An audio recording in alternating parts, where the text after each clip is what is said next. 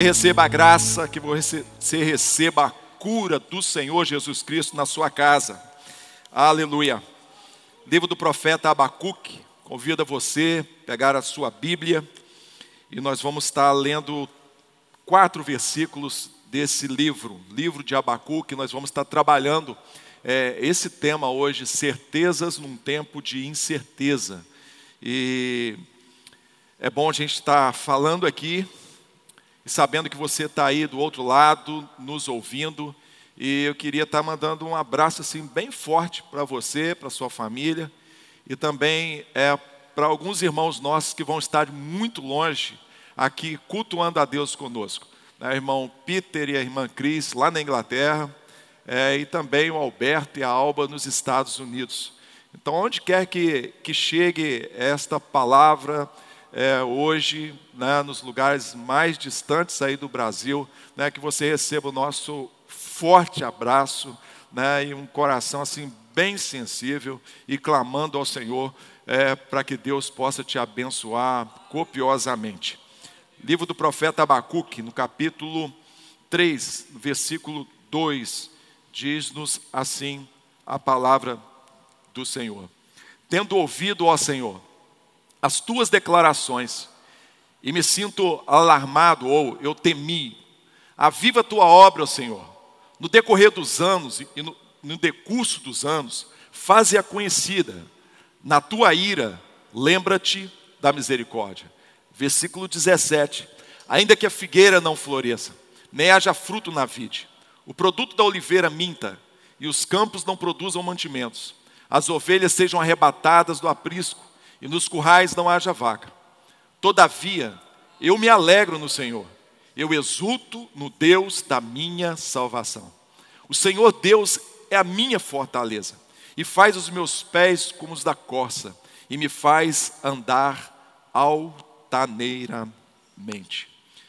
Meus queridos, incerteza é uma expressão utilizada na filosofia, utilizada na física, utilizada na economia, e pode se referir a uma situação em que não se pode prever exatamente o resultado de uma ação ou o efeito de uma condição. O profeta Abacuque, ele é contemporâneo do profeta Jeremias.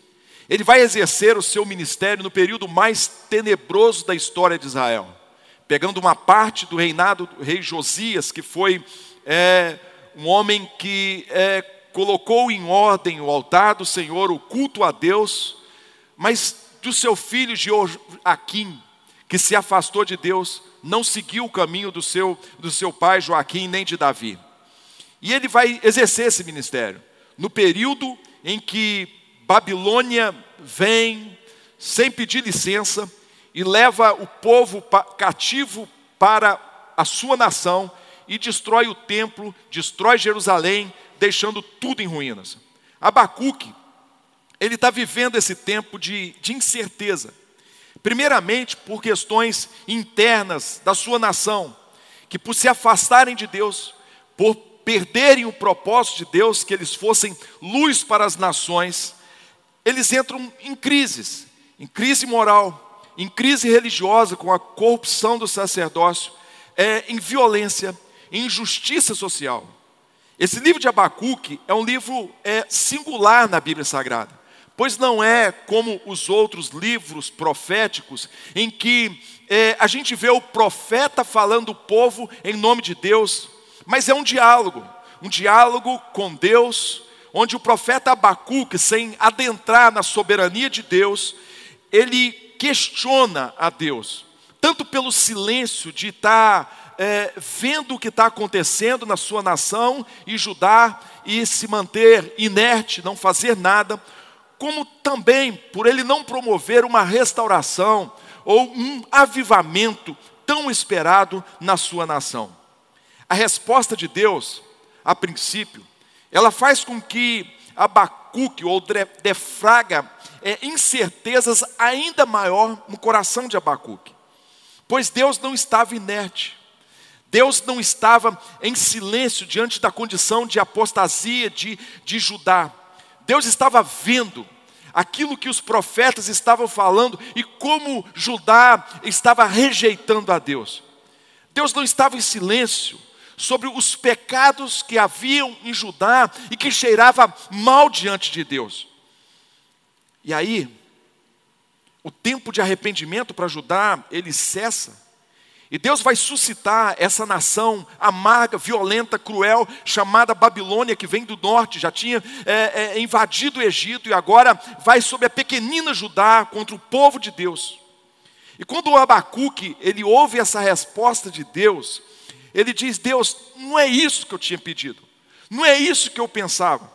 Abacuque, ele não compreende como que Deus, ele pode usar uma nação ímpia, muito mais perversa, para poder usar de juízo contra o seu povo. Ele não compreende, isso para ele era inimaginável.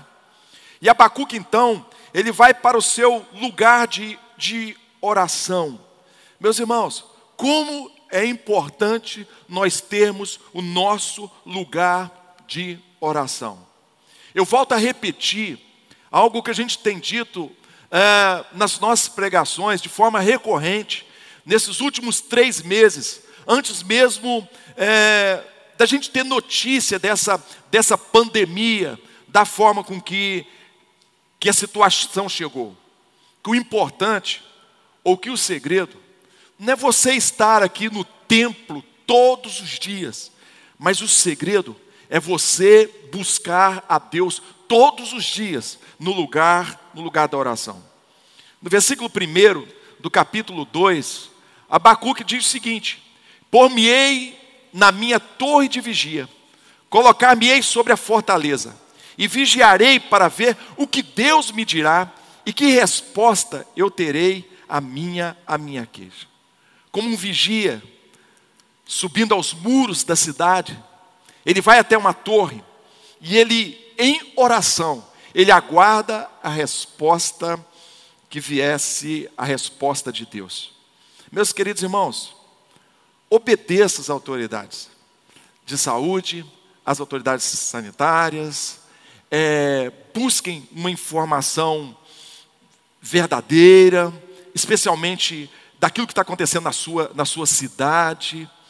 Mas deixa eu falar uma coisa para vocês: não fiquem conectados às redes sociais o dia inteiro. Isso não vai te trazer uma resposta de Deus. Isso vai fazer muitas vezes que você fique mal, que você fique confuso, que você entre em desespero, muitas das vezes. Abacuque, ele não vai ouvir o que os homens estão dizendo. Abacuque, ele vai para a sua torre de vigia.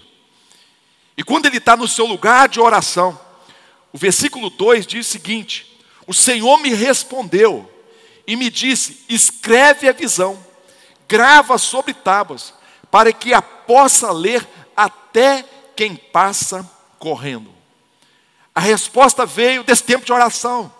A resposta veio desse tempo de solitude. Às vezes a gente reclama que não tem tempo para orar, que não tem tempo para ler a palavra, que não tem tempo para ler um bom livro, bom livro que nos edifica. E de repente hoje você está tendo um tempo, e é nesse tempo de solitude exatamente que você vai ter uma visão de Deus. E eu me lembro aqui que o nosso último culto presencial, eu disse aos irmãos que quando nós ouvirmos uma pregação, nós precisamos escrever essa pregação, porque muitas das vezes o Espírito Santo, entremeado com essa palavra que nós ouvimos, traz uma palavra de conhecimento, de situações que vão ocorrer e que às vezes vão passar meses para que aquilo aconteça. Quantos irmãos que têm sido edificados, que têm sido fortalecidos no dia mau, e o dia mau chega para todos nós, em razão de uma palavra dita, às vezes há 1 ano atrás, há 2 anos atrás, e eles escreveram isso na sua Bíblia. A resposta veio através de uma visão. Meus irmãos, nós precisamos de uma visão para a nossa vida. Nós precisamos de uma visão para a nossa família. É trazer essa imagem do futuro futuro ao nosso coração, e isso é viabilizado por disciplinas espirituais, no estudo da palavra, na oração, na comunhão com os irmãos.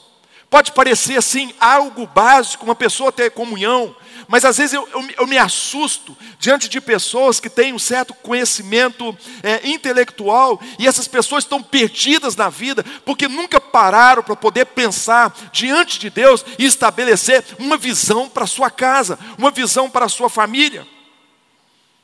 E essa visão que Deus dá a Abacuque, Deus vai mostrá-lo o fim do império babilônio e a glória do remanescente de Judá. E esta visão, que veio no lugar da oração, lhe proporciona 3 certezas nesse tempo de incerteza que ele está vivendo, e 3 certezas que eu trago também e quero aplicar no seu coração nesse tempo de incerteza que nós estamos vivendo. A primeira certeza que ele tem é que a graça de Deus estará com o justo. Meus irmãos, nós temos aprendido que a vontade de Deus nunca vai nos levar a um lugar onde a graça de Deus não possa estar. Eu ia mostrar para você um livro, e eu esqueci, porque esse livro, eu li quando eu tinha 14 anos de idade. Não é o melhor conteúdo que eu tenho, não é o livro que eu mais gosto, mas é um livro assim muito emblemático que eu tenho ali em casa. 1980. O livro chama-se Cristo em Cadeias Comunistas. Pastor Richard Humber. Esse homem ele ficou 14 anos preso na Romênia no tempo de Ceausescu. E 14 anos sendo torturado. Eu me lembro de uma frase desse livro em que um soldado disse o seguinte para ele: nós não somos como os nazistas. Nós não queremos que você morra. Nós queremos que você viva e sofra. Esse homem, ele não negou a fé. Apesar da sua família estar sendo hostilizada do lado de fora, ele não nega o Senhor Jesus Cristo. E nesse livro, e é emblemático, porque com 14 anos de idade, eu comprei esse livro. Eu havia trabalhado, com o meu dinheiro eu comprei o livro. E quando os correios entregaram esse livro em casa, que eu peguei o livro, meu pai veio, e o meu pai disse uma palavra para mim. Meu pai disse o seguinte: você está jogando dinheiro fora. Por que eu estou falando isso? Porque como que foi importante a leitura daquele livro na minha vida, e como mudou a visão que eu tenho da vida. Como que eu percebi que a graça estava com o pastor Richard Humber, que foi um playboy, que se converteu, se tornou pastor. Essa graça também estaria comigo. Por que eu estou falando isso? Porque nessa situação de exceção que nenhum de nós gostaria que estivesse, a gente precisa enxergar as oportunidades, e Deus tem nos dado para muitos de vocês, muitos de nós, um tempo a mais, para que a gente possa, quem sabe, ler um livro, e a partir de um bom livro, que nos edifica, a nossa mente possa se abrir, e a gente ter também essa certeza de que a graça do Senhor Jesus Cristo estará conosco todos os dias da nossa vida. Versículo 4, ele vai contrastar o orgulho e a soberba de Babilônia com o justo. E o tempo que viria era um tempo de opróbrio para Judá. O tempo que viria era um tempo de humilhação, era um tempo de escárnio. Era um tempo em que, paralelo a isso, a soberba e o orgulho de Babilônia prevaleceria. Mas a palavra de Deus a Abacuque foi o seguinte: o justo viverá pela fé. Na Bíblia, a graça e fé, elas sempre vão andar juntas. A graça está exatamente na expressão justo aqui. Por quê? Porque o justo, ele não tem nada a ver com os nossos méritos, as nossas obras, algo tão valioso para a religião, mas o justo diz respeito a alguém que creu em Deus, ou no Novo Testamento que creu em Jesus Cristo como Filho de Deus, e foi declarado justo, foi declarado justificado por meio da graça, favor imerecido. expresso na morte substitutiva de Cristo Jesus na cruz do Calvário. Essa expressão, o justo viverá pela fé, foi repetida pelo apóstolo Paulo em Romanos capítulo 1, versículo 17, uma verdade totalmente oposta à que ele pensava antes da sua conversão, pois a religiosidade que ele tinha era baseada em obras, baseada em méritos. Isso impactou a vida de Martinho Lutero e o ajudou a compreender que não era um muito que ele tinha que fazer para ser agradado de Deus, mas é que através dos méritos de Cristo, ele era amado de Deus. Deixa eu dizer uma coisa para você, né, que está nos ouvindo, talvez você ainda não tenha ouvido isso. A religião, ela sempre vai nos pedir para fazer alguma coisa, e isso nunca será suficiente. O Evangelho, ele diz para nós que tudo foi feito na cruz do Calvário. Abacuque teve essa primeira certeza, essa certeza de que a graça do Senhor estaria com ele todos os dias da sua vida. E quando nós lemos o Salmo 137, que expressa os sentimentos do povo que estava preso, cativo ali em Babilônia, nos parece que essa certeza não estava no coração de muitos dos israelitas, pois eles se recusaram a cantar e penduraram as suas harpas no salgueiro, e tristes eles remoíam o seu saudosismo e os seus ressentimentos. Diferente de Paulo e Silas, que na prisão em Filipos, mesmo açoitado, mesmo acorrentados, eles estão encharcados dessa certeza de que a graça os acompanha e são capazes de cantar no meio da dor. Essa graça também tem essa conotação e diz respeito ao fortalecimento que nós recebemos de Deus para suportar e para termos resiliência diante das adversidades. Nesse aspecto, eu também quero dizer para você, o justo, ele viverá pela fé. Quando Estevão, depois da sua pregação em Jerusalém, no momento em que ele é apedrejado, a Bíblia diz que os céus se abrem e ele tem uma visão. E a visão é da glória de Deus. E o Senhor Jesus se levanta para poder recebê-lo à sua presença. Quando nós lemos o livro de Apocalipse, quando João, ele é preso por causa do seu testemunho de fé em Cristo Jesus. Num domingo como esse, no dia do Senhor, ele tem uma visão de Jesus. E naquela ilha, cheia de animais ferozes, cheia de pedra, a ilha de Patmos, ele vê o Senhor.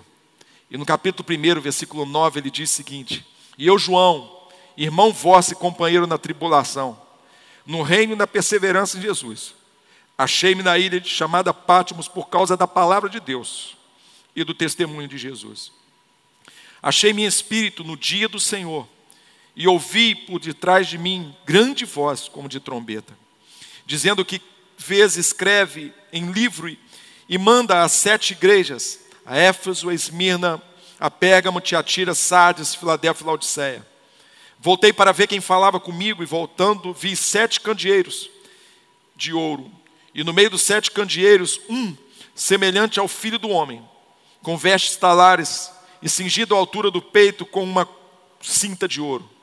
E a sua cabeça e seus cabelos eram brancos como a alva, branco como a alva lã, como a neve, os olhos como chama de fogo, os seus pés semelhantes ao bronze polido, como que refinado numa fornalha a voz, como voz de muitas águas. Tinha na mão direita 7 estrelas, e da boca saía-lhe uma afiada espada de 2 gumes. O seu rosto brilhava como o sol na sua força. Quando eu vi, caí aos seus pés como morto. Porém, ele pôs a mão sobre mim, sua mão direita sobre mim, dizendo: Não temas, eu sou o primeiro e o último, e aquele que vive e estive morto. Mas eis que eu estou vivo pelos séculos dos séculos, e tenho as chaves da morte e do inferno.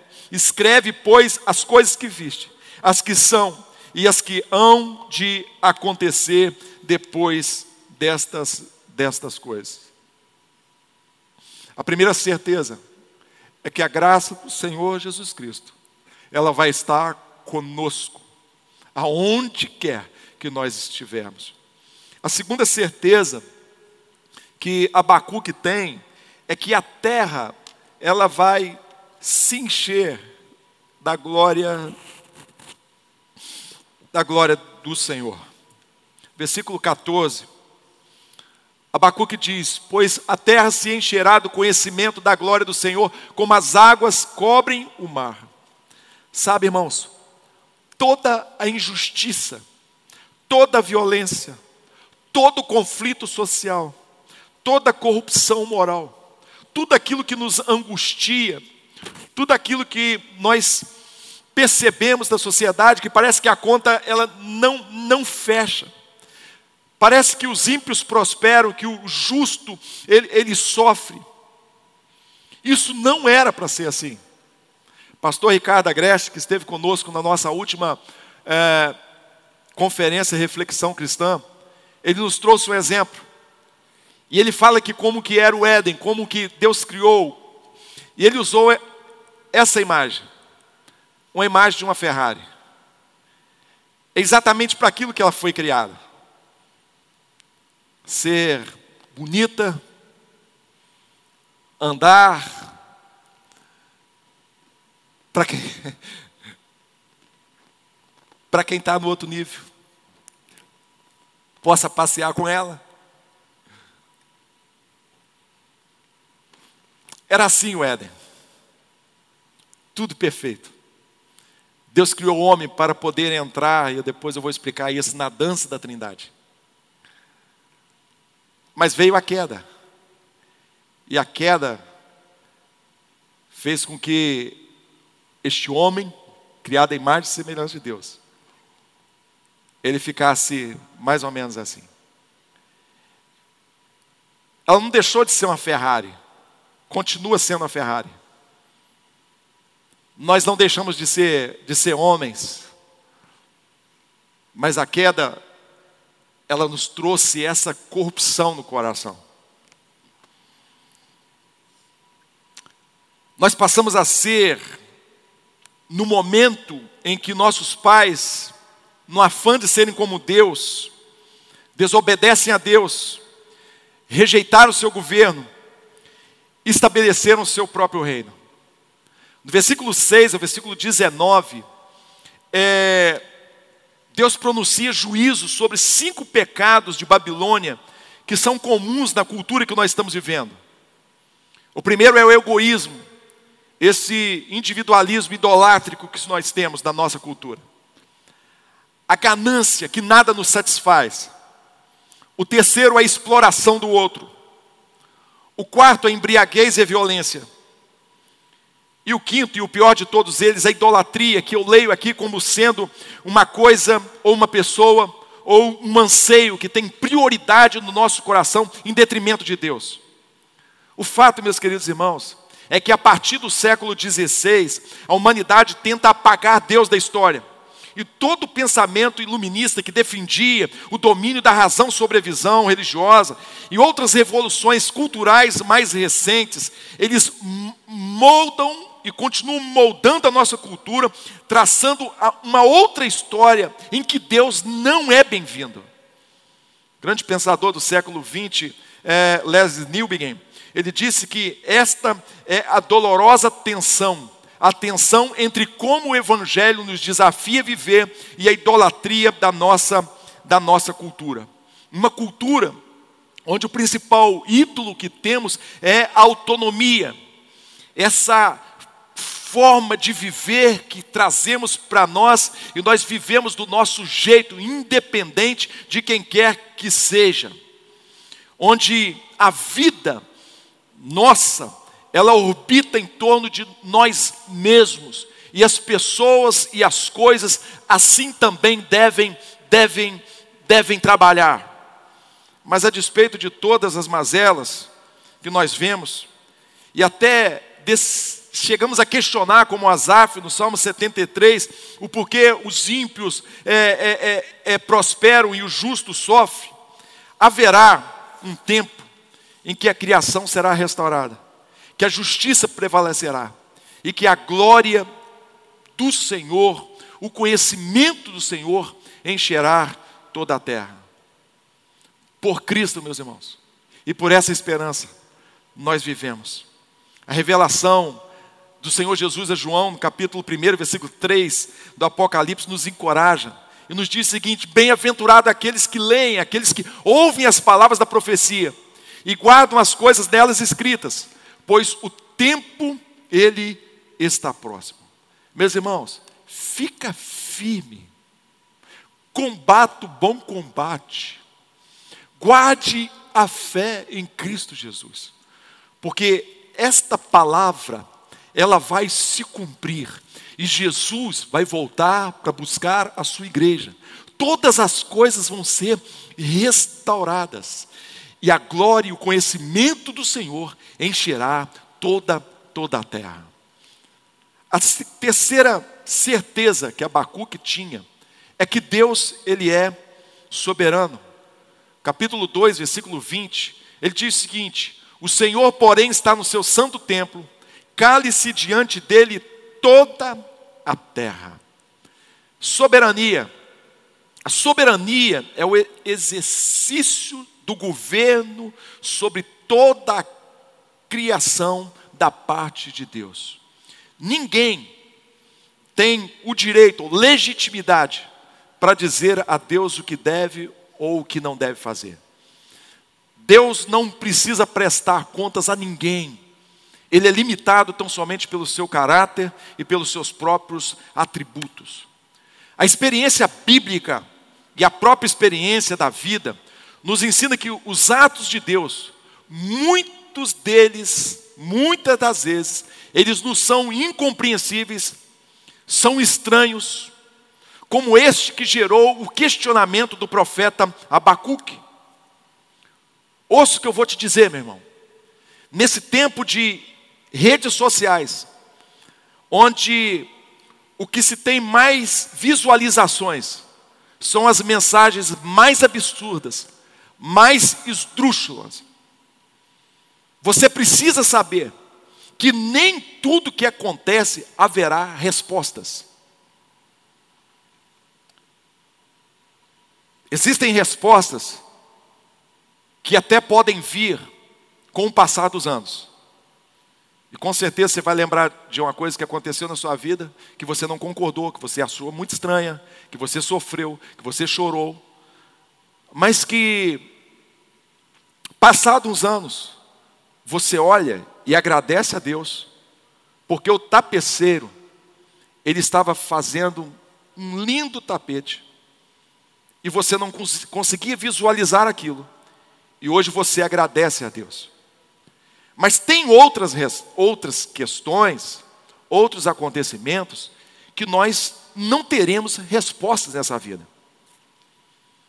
Me perguntaram, e a pergunta que se faz, se esta pandemia, ela é uma ação direta de Deus, exercendo juízo sobre a humanidade. Veja bem, a Bíblia, ela abre espaço para 4 agentes que dão causas a eventos adversos: a ação humana, o diabo, a ação direta de Deus e o acaso. Este último está baseado em Eclesiastes capítulo 9, versículo 11. Olha que interessante.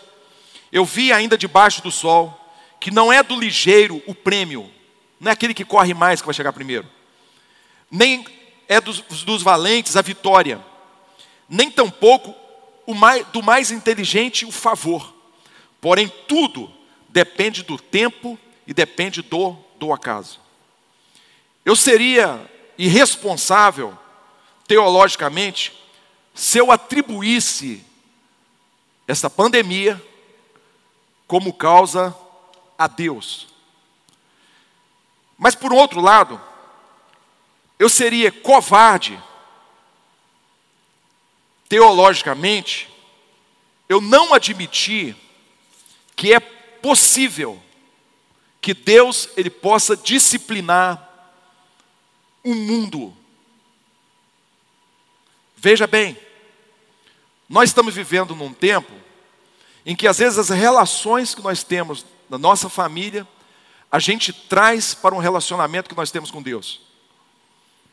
A gente vive um tempo, e isso tem mudado, mas principalmente há 15 anos atrás, os pais não repreendiam os filhos, os pais, eles não puniam os filhos, os pais ainda não disciplinam os filhos. E não existe amor sem disciplina. Na Bíblia Sagrada, por várias vezes, nós vamos ver esse Deus que amou, e não vou entrar no mérito, mas Deus ama, e prova disso é a cruz do Calvário, morrendo por mim, um miserável pecador, e também por você que me ouve. Não vou entrar no mérito desse amor, que a gente não tem condição de expressar esse grande amor de Deus.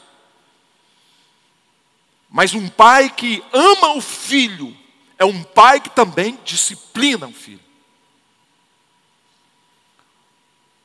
Então é possível.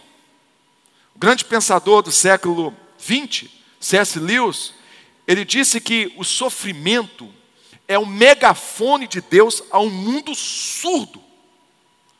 Para mim, não é importante saber qual é a causa dessa pandemia.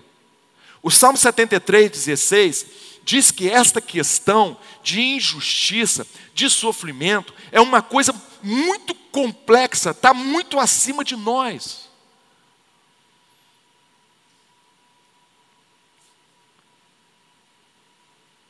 Pode ser qualquer uma dessas causas, mesmo que fosse uma questão aleatória, mas a soberania de Deus, às vezes de uma forma individual com o homem, ele significa, ele ressignifica uma situação para que se cumpra na vida deste homem a sua vontade, que é sempre boa, perfeita e agradável nesse tempo da graça que nós estamos vivendo.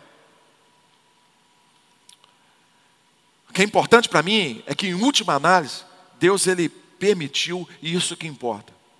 E eu penso que ao nos vermos tolhidos hoje na nossa autonomia, nessa autonomia que para alguns se tornou um ídolo, de nós sermos obrigados a parar com as atividades econômicas. Imagine, ninguém pensou nisso, nunca ninguém pensou nisso, a não ser a Bíblia e o Raul Seixas, há uns 40 anos atrás, no dia que a terra parou. Como pregador do Evangelho, eu preciso te alertar que nós estamos vivendo esses tempos cruciais da história da igreja e da história da humanidade. E que hoje nós devemos nos voltar para o Senhor Jesus Cristo. Eu vou repetir para você. Hoje nós precisamos nos voltar para o Senhor Jesus Cristo. Hoje você precisa se lembrar das palavras da sua mãe, das palavras do seu pai, das orações que eles fizeram. E acreditavam e criam que eles iriam ao túmulo, mas o Senhor um dia ia visitar a sua casa, ia visitar o seu coração, e você seria encontrado pelo Espírito Santo de Deus, e se tornaria discípulo de Cristo Jesus. Eu penso que a melhor postura nossa diante das contingências, ela é externada pelo apóstolo Paulo num dos cânticos mais bonitos, mais maravilhosos da Bíblia Sagrada, que exalta a Deus e que exalta a sua soberania, que exalta o seu poder. Em Romanos capítulo 11, Paulo diz o seguinte: ó profundidade da riqueza, tanto da sabedoria como conhecimento de Deus. Quão insondáveis são os seus juízos e quão inescrutáveis os seus caminhos. Quem, pois, conheceu a mente do Senhor, ou quem foi o seu conselheiro? Ou quem primeiro deu a ele para que lhe venha a ser restituído? Porque dele, e por ele, e para ele, são todas as coisas. A ele, a glória eternamente. Amém. O Senhor, porém, está no seu santo templo. Cale-se diante dele toda a terra. A oração e a visão que teve Abacuque de Deus trouxe certezas ao coração do profeta de que Deus tem o controle da história.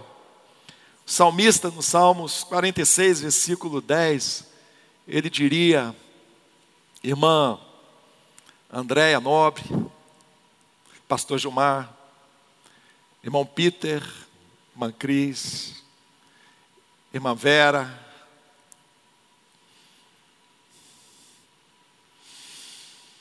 irmão William, irmão João, ele diria o seguinte: aquietai-vos e sabei que eu sou Deus, sou exaltado entre as nações, sou exaltado na terra. No capítulo 3, e eu estou terminando, nós vemos que a visão de Deus, ela produz um novo momento de oração. Presta atenção, irmão Cristiano, que eu tenho a honra de estar aqui pertinho. A situação, ela continua inalterada, mas o coração de Abacuque havia mudado. Abacuque estava caminhando pela fé e não pelas aparências. Abacuque estava vivendo as promessas e não as explicações. Capítulo 3, versículo 2, Abacuque diz: eu tenho ouvido, ó Senhor, as suas declarações, eu me sinto alarmado. Eu ouvi, Senhor. No hebraico essa palavra é shema, está ligada à obediência. É algo mais profundo do que simplesmente escutar. É interiorizar aquilo que ouviu e viver em obediência a partir das palavras que foram ouvidas. E quando ele ouve a palavra do Senhor, ele se põe de joelhos e ele diz: eu temi. No hebraico é irat, que diz respeito à reverência, a espanto, a maravilhamento, a dependência do Criador de todas as coisas. E Abacuque diz o seguinte: na ira, Senhor, lembra da misericórdia. Ele entende agora, depois dessa certeza, que o seu povo seria disciplinado. Sim, ele entende a ira de Deus, que é possível com disciplina. Mas ele diz o seguinte: essa é a nossa oração, gente. Essa é a nossa oração. A gente não está pedindo justiça, a gente pede misericórdia. Ele diz: Senhor, na ira lembra-te da misericórdia. Ele sabia que das entranhas de misericórdia de Deus flui um grande avivamento. Das entranhas de misericórdia de Deus flui uma grande conversão. Das entranhas de misericórdia de Deus flui uma grande restauração na nossa cidade, no nosso estado, na nossa nação, no mundo inteiro.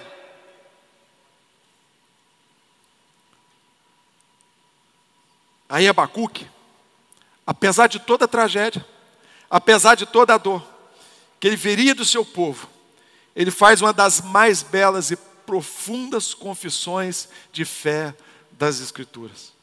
Versículo 17, ele vai dizer o seguinte: ainda que a figueira não floresça, nem haja fruto na vide, o produto da oliveira minta, e os campos não produzam mantimento, as ovelhas sejam arrebatadas do aprisco, e nos currais não haja gado, todavia eu me alegro. Presta atenção, irmãos. Quando eu li esse versículo 18, eu perguntei: como assim, Deus? O templo está destruído. Tudo que Davi sonhou vai se tornar ruína. Como assim? Versículo 19, ele diz: o Senhor é minha fortaleza. Não o templo, não os muros de Jerusalém. E Ele faz os meus pés como os da corça. Ele me faz andar altaneiramente, ou seja, Ele me faz andar acima das tempestades, acima da pandemia. Quando eu li isso, eu falei: Senhor, como assim? Andar acima das tempestades? E aí, irmãos, eu disse no meu coração: Abacuque, ele entrou na dança da Trindade. E eu queria terminar com isso. E deixa eu explicar isso para você. Essa dança da Trindade. C.S. Lewis, no seu livro Cristianismo Puro e Simples, ele faz uma ressalva para que a gente não o ache irreverente. Mas ele compara esse movimento da Trindade como uma dança, em que Deus é um em três pessoas. E Deus, desde a eternidade, Ele vive uma comunhão perfeita, um relacionamento em amor. Um se submete ao outro. Nenhum se centraliza em si mesmo, mas um se centraliza no outro. Eles vivem a alegria. Um glorifica o outro. Em João a gente vai ver Jesus, ele glorificando a Pai e o Espírito Santo glorificando a Jesus Cristo. É um movimento, essa dança da Trindade. No capítulo 1 do livro de Gênesis, a gente vai ver isso nitidamente. Quando Deus diz, haja luz, o livro de Gênesis, os primeiros versículos diz que o Pai estava ali. Que o Logos, a palavra, o Filho estava. E o Espírito também estava. Os judeus, eles interpretam esse versículo como o Espírito de Deus pairando sobre a face das águas. Como uma pomba. Como uma pomba pairando sobre a face das águas. E o Espírito Santo de Deus, quando paira sobre a face das águas, eu quero te levar lá para o Novo Testamento. Que quando do batismo de Jesus, a gente vai ver novamente essas três pessoas em Deus. O Pai que fala, este é o meu Filho amado que me comprasse. O Espírito Santo, mais uma vez, no formato da pomba. E o Filho que estava sendo batizado, o Logos, a palavra. Marcos intencionalmente nos leva lá para o início de todas as coisas. A Trindade, ela dança com os movimentos, um para si. Não em torno de uma das pessoas, mas uma em torno da outra pessoa. Quando Deus nos criou, Ele nos criou não porque Ele precisava de adoração. Não porque Ele precisava ser glorificado. Não porque Ele precisava de receber a nossa honra. Ou precisava da nossa alegria. Quando Ele nos criou, Ele já tinha todas essas coisas. E de uma forma perfeita.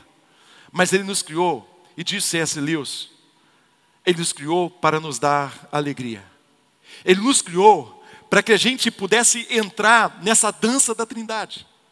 Adão e Eva entraram nessa dança da Trindade. A centralização não era neles, mas a centralização era em torno de Deus. Eles orbitavam em torno da Trindade. Mas como toda a vida tem uma batalha. Nossos pais foram então tentados lá no início, eles desobedeceram. E eles então se rebelaram contra Deus e pararam de dançar com a Trindade. E entraram numa vida estática, não dinâmica, uma vida que se centralizou neles. O que eu estou querendo dizer com isso? Que assim como eles foram tentados, um dia, Jesus, depois do batismo, também foi tentado por Satanás. E a intenção de Satanás era exatamente esta: fazer com que o Jesus que ali estava, o Filho de Deus, sendo tentado por ele, pudesse centralizar a sua vida, não em Deus, nas duas pessoas da Trindade, mas centrar nele mesmo.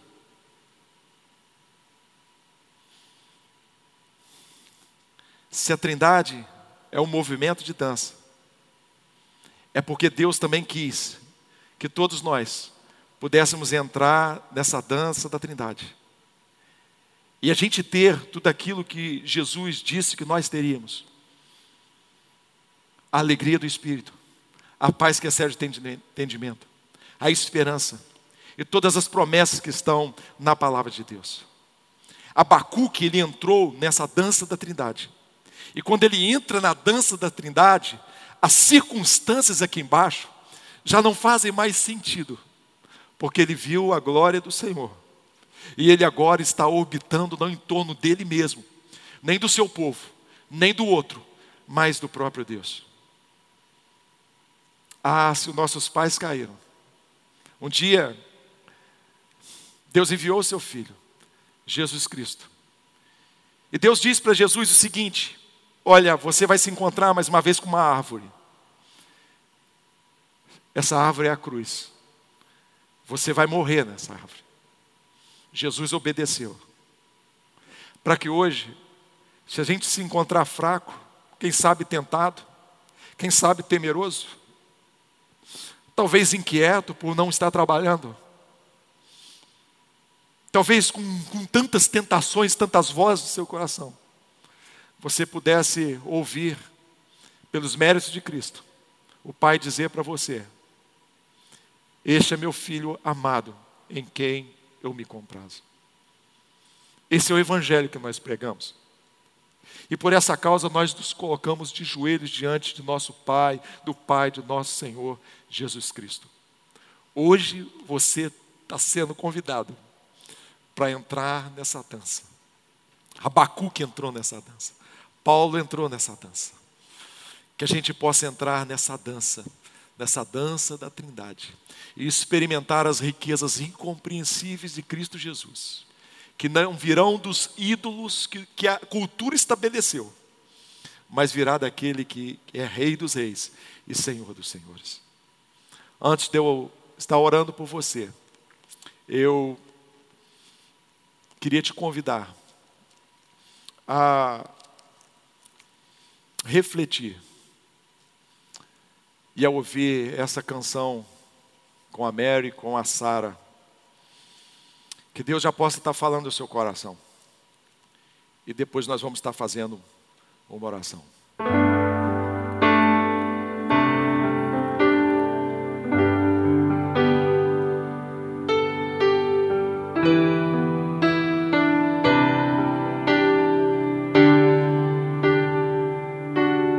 Quando estou só e fraca está minha alma, e os meus problemas tentam me abater,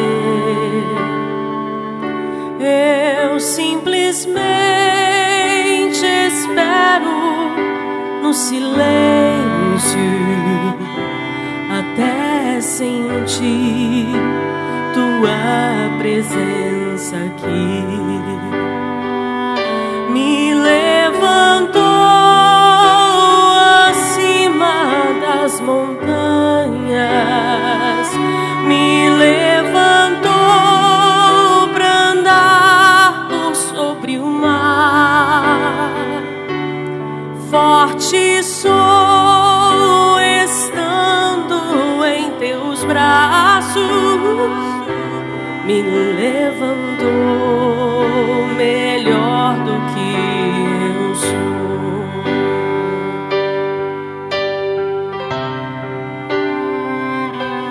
Desperta em mim fome pela vida, meu coração tão imperfeito é, mas ao sentir o brilho da tua glória, quero viver a eternidade em ti. Me levantou acima das montanhas, me levantou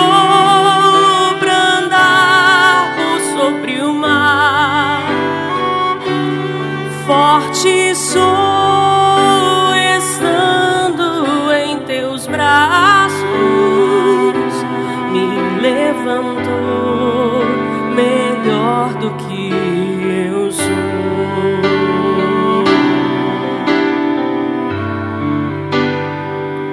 Me levantou acima das montanhas, me levantou pra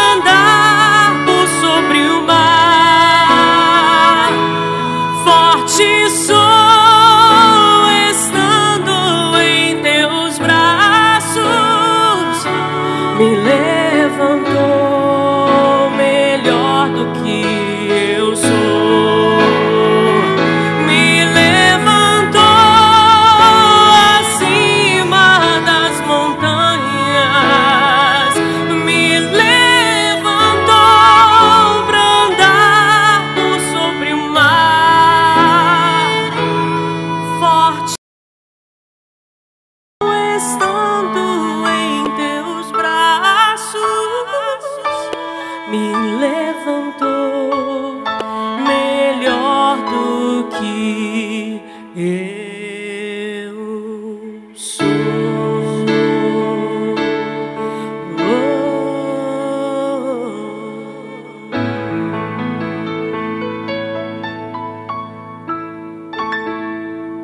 Eu queria convidar você que está na sua casa, os irmãos do Ministério de Louvor que está aqui,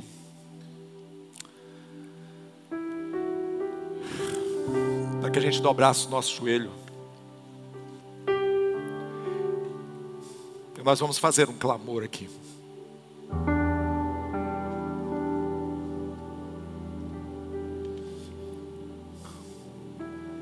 Deus vai trazer uma resposta, se não trouxe ainda ao seu coração. Eu creio que esta noite não será mais a mesma noite. Há uma graça de Deus aqui neste lugar.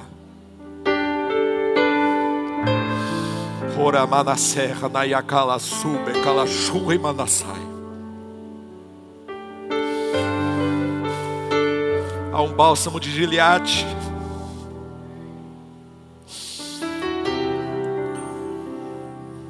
A cura da sua vida,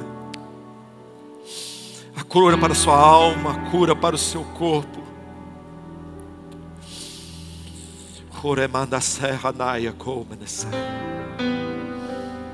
Senhor Jesus,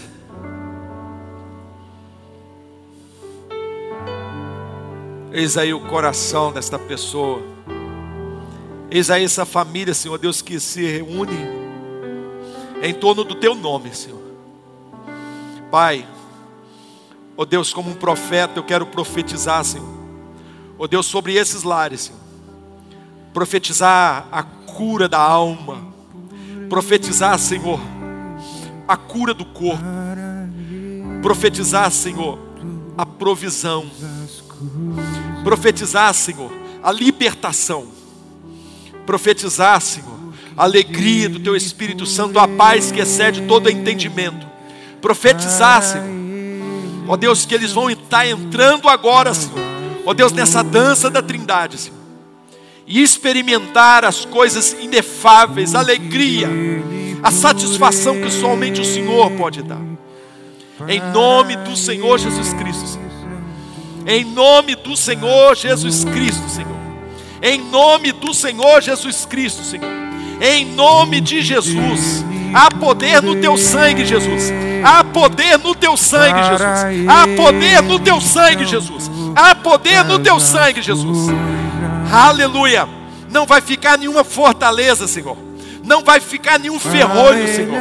Não vai ficar nenhuma corrente, Senhor. A liberdade agora, Senhor. Vamos entrar nessa dança da Trindade e vamos glorificar o Teu santo nome, Pai. Em nome de Jesus nós oramos. Em nome do Senhor Jesus Cristo. Em nome do Senhor Jesus Cristo. Faz assim com a sua mão. Eu quero ministrar uma bênção no terceiro século.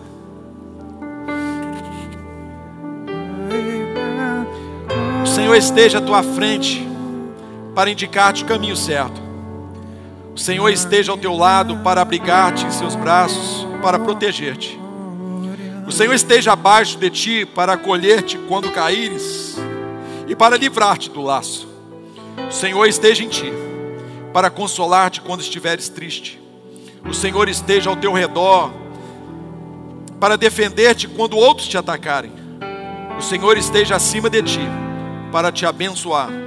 Assim te abençoe o benigno Deus. Deus o abençoe.